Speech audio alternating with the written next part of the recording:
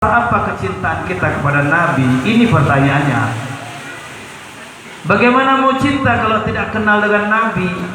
Silakan cek and recheck angka belajar santri seluruh Indonesia itu. Saya sudah buka portalnya di Kementerian Agama. Ada 50.000 kurang lebih 50.000 pesantren di seluruh Indonesia. Ada 3,5 juta anak-anak Islam yang belajar tafaqquh fiddin di agama ini. Padahal umat Islam itu menurut data BPS 80%, kurang lebih 200 juta yang belajar agama tafaqquh fiddin cuma 3,5 juta, Pak. Berapa persen?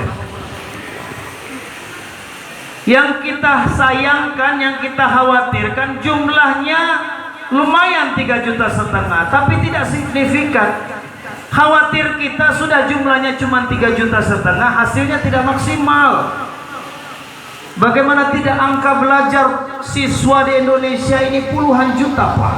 Tapi yang belajar tafaqquh fiddin di pesantren cuma 3,5 juta.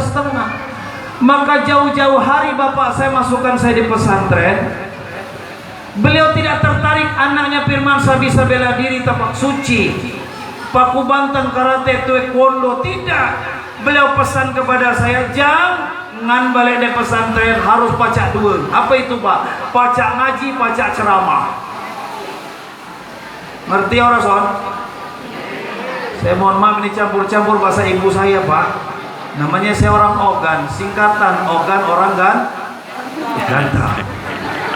Jadi tujuan saya nyantri di Jawa itu, di Banten itu 6 tahun. Di belakang ada senior saya, Ustaz Pepen. Cuman dipanggil ke depan nggak mau beliau. Assalamualaikum Ustaz. Beliau guru saya, satu kamar dengan saya. Anak-anak sekalian santri, kalau kalian mondok lama-lama nggak bisa ngaji, nggak bisa ceramah, kalau kata mbak saya, dede bulehan, Pak. Ngerti nggak dede bulehan, Pak?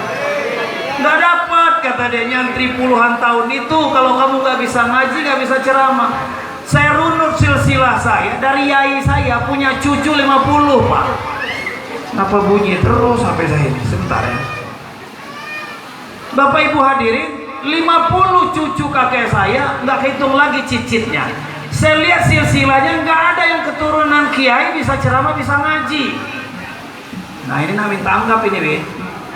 Minta anggap ini, minta unjakan ini. Cuman saya, Pak. Nah, ini minta anggap ini, Pak. Minta di alam, Pak deh.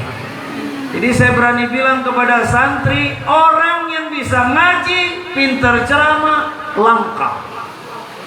Maka patut kalian bangga yang bisa ngaji tadi, bisa ceramah, bisa sambutan tadi. Insya Allah ke depan kalian lebih mampu lagi, lebih hebat lagi, bisa sekelas Ustaz Abdul Somad, Ustaz Adi Hidayat, Agim. Amin. Amin. Bukan mengejar materi. Kalau materi pasti ngikut, saya tahu itu. Bapak Ibu hadirin, santri kita bangga di MK ini lulusannya punya mental. Itu dulu yang pertama. Mimpi saya sudah diaplikasikan di sini. Tadinya mimpi Firmansyah itu nanti saya bikin pesantren. Udahlah, nggak usah muluk-muluk, sesuai keinginan bapak saya. Lulusannya harus pintar ngaji, pintar ceramah. Ternyata di sini sudah berhasil semuanya. Alhamdulillah. Pak, kenapa saya bilang pintar ngaji, pintar ceramah? Ini dua ikon pesantren yang luar biasa. Allah Subhanahu wa ta'ala melalui hadis baginda Rasul, beliau bersabda, Inna lillahi ahlina minan nas. Sesungguhnya Allah punya keluarga dari golongan manusia. Manhum ya Rasulullah. Siapa mereka ya Rasulullah? Ahlul Quran. Merinding saya. Siapa keluarganya Allah ya Rasulullah? Ahli Quran. Hum ahlullah. Mereka lah keluarganya Allah. Wa khassatuhu, dan hamba Allah yang khusus. VVIV, very very important person. Pintar bahasa Inggris boleh bangga, Pak. Tapi harus lebih bangga anak kita pintar bahasa Arab. In this time, opportunity allow me here to tell you what important something what happened today. But before it thank to God Allah who has sent His messenger by the gate of regional turn. Paham, Pak? Bangga. Biasa aja orang-orang gitu mah. Tapi kalau pintar bahasa Arab, ini bahasa surga, bahasa Quran. Ahlul Quran harus pintar bahasa Arab. Insya Tingkatan paling rendah ahlul Quran itu bacaannya bagus, tahsinnya bagus. Udah. Kalau sudah tahsinnya bagus, mau dibawa apa dia? Mau qiraat, tilawah, oke. Meningkat lagi nanti bukan lagi tadarus tapi tahafuz Quran. Anak kita Pak, kalau ada yang bisa jadi qori, bacaan Qurannya bagus, ditambah lagi dia hafal Quran, Masya Allah, ini keluarganya Allah. Mudah-mudahan ada di antara anak kita nanti yang hafal Quran, amin. Kalau sudah bisa tahafuz Quran, naik lagi makamnya, derajatnya tafahum Quran. Sudah bacaan Qurannya bagus, udah ngapal Quran, sudah kuliah juga, banyak kitab yang dia kuasai. Karena saya sholat di kamar dia, saya lihat satu-satu kitabnya, wah ini ahli kitab ini. Tafahum Quran, paham Quran Pak. Kalau sudah derajat yang ketiga, mudah-mudahan peluang untuk mendapatkan derajat makom yang keempat, ta'amul Quran, mengamalkan Al-Quran. Sederhananya Pak Haji, bagaimana mau amal Quran kalau paham aja enggak, hafalannya nambah apa enggak, bacaan bagus apa enggak? Bu, dia ibu-ibu ya, lembetuk nempel ning pipi, mata ngantuk dorong ngopi. Mungkinnya enggak ada kopi nih kayaknya. Pak, jangan diam aja Pak, pulang saya nanti. Pak, Bu, santri, jadi nggak usahlah tinggi-tinggi. Mohon maaf, tahadusan bin Nima, Ustaz Firman gelarnya banyak, Doktor, Haji, Firman saya, SPD, MPD. Tapi saya nggak bangga tuh Pak Haji, karena saya merasa saya lemah, saya nggak hafal Quran. Maka saya harus, saya kadang-kadang sedih kalau udah begini. Saya pengen betul anak saya menutupi kelemahan saya. Anak saya hafal Quran. Bu, pintar bahasa Inggris, pintar kuntau, tapak suci, nggak bahagia di akhirat, mohon maaf. Tapi bahagia di akhirat nanti kalau anak kita memakaikan mahkota di atas kepala kita, ditarik kita masuk ke dalam surganya Allah. Anak kita ahlul Quran, anak kita keluarganya Allah, amin.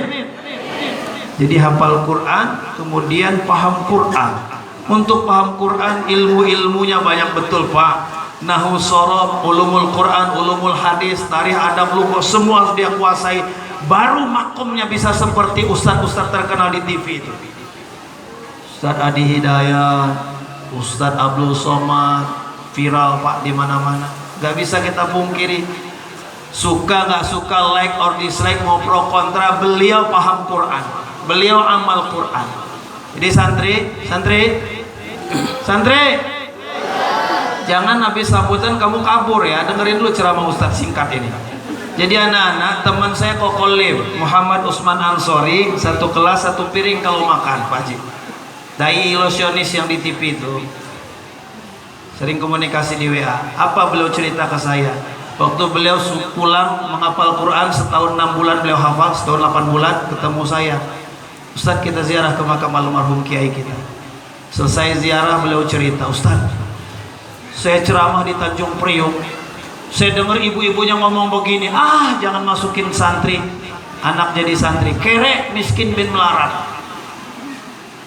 Anak kalau masukin pondok masa depannya nggak jelas, mau jadi apa dia? Maka Kokolim ngomong begitu, nggak jelas, kere, miskin, marah beliau ceramah di depan jamaah ibu-ibu yang anggap kalau anak masuk pesantren kere nanti masa depannya. Bu, kata Kokolim ini ceramah. Ibu tahu saya Kokolim orang Cina masuk Islam hafal Quran?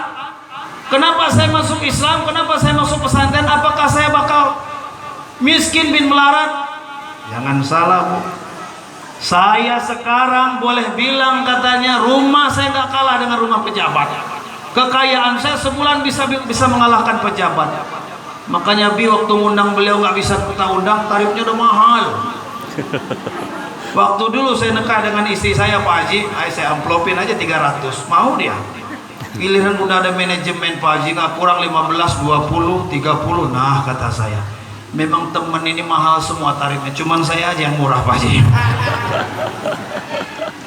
Saya hitung-hitungan kok Kolim teman saya. Dalam nih tadusan bini emang bukan saya gibah ya. Saya motivasi santri biar tahu kalau jadi kiai, jadi penceramah, harta datang sendiri, dunia bersahabat. Saya udah ke rumahnya teman saya itu kere dulunya, mohon maaf ini saya gibah. Dia kalau minjem pulpen nggak balik lagi, saking kerenya di pondok Pak. Tapi sekarang Allahu Akbar, Allahu Akbar. Saya hitung-hitungan Pak Haji sama dia itu. Jadi kalau antum ceramah berapa kali sekali Ustaz? Siang sekali, malam sekali. Hitung-hitungan yuk kata dia, sebulan saya sekian. Allahu Akbar. Ini motivasi Pak, bukan riak-riaan, bukan ya.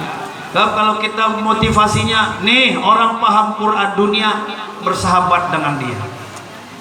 Undang Kupelil, undang Abdul Somad. Saya sudah pernah undang beliau, Ustaz Abdul Somad. Ini berapa plong? 4 plong.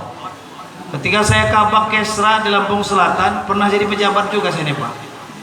Saya undang Ustaz Abdul Somad, wasilah Bupati dan Ketua MPR, 2 minggu datang. Kabak Kesra Kota Bumi Lampung Utara telepon saya, Ustaz, Pak Firman, kok bisa undang beliau 2 minggu? Kami 2021. Ah, inilah jalur khusus kata saya. 118 plong saya sewa ini Pak. Karena leading sektor bagian saya. Pak Haji, berapa amplopnya saya ngasih ke beliau? Saya buka di sini ya, nggak apa-apa ya? Ya, biar motivasi santri. 50 juta nggak boleh dipotong pajak Pak. Wow, kata orang Lampung, lawi.